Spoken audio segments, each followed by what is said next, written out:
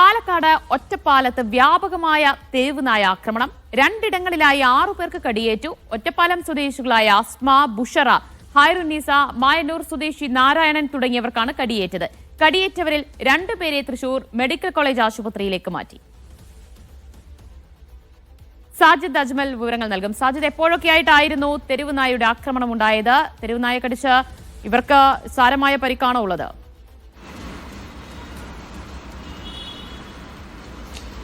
ദിവ്യ, ഒറ്റപ്പാലം നഗരത്തിന്റെ 2 പ്രദേശങ്ങളിലായാണ് തെരുവുനായ ആക്രമണം ഉണ്ടായത്.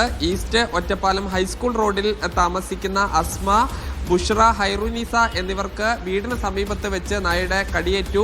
മായന്നൂർ സ്വദേശിയായ നാരായണം ഒറ്റപ്പാലം ബസ് സ്റ്റാൻഡിൽ ബസ് കാത്തു നിൽക്കുന്ന സമയത്താണ് പിറകിലൂടെ വന്ന് നായ കടിച്ചത്.